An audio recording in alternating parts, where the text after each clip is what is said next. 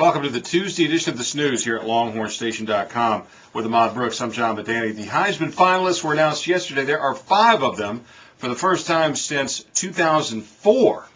That's how close this year's race is. Now the question is, as we handicap these, who's got the edge? And again, the finalists, the obvious suspects, Colt McCoy, Mark Ingram, Tim Tebow.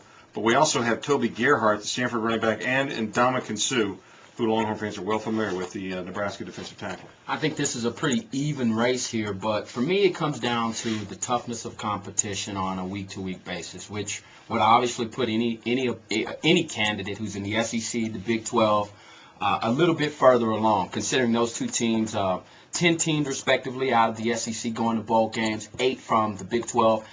That, to me, is the difference, your competition, first and foremost. Secondly, I think it depends on how well you performed in your biggest games on the biggest stage.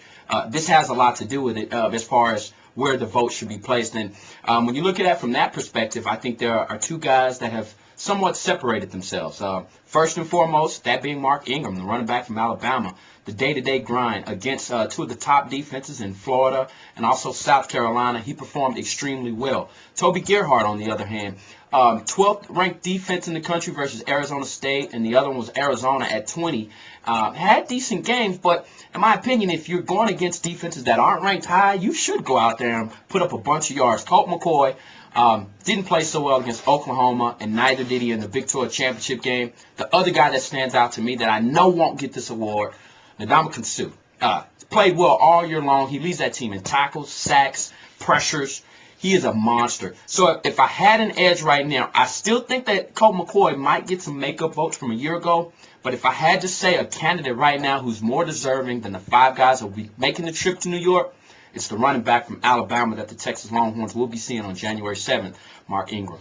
And I do think Colt McCoy is going to get some votes. I think there are some who, although it should be a year-to-year award, they can't separate themselves from this trio of quarterbacks. Tebow got it. Sam Bradford got it. I think push comes to shove. If there's no clear-cut favorite, I think Colt McCoy will get some of those votes. For me personally, just as a fan watching videotape, the only 2 guys when they show these highlight packages that make me say wow are Gerhart and Suh.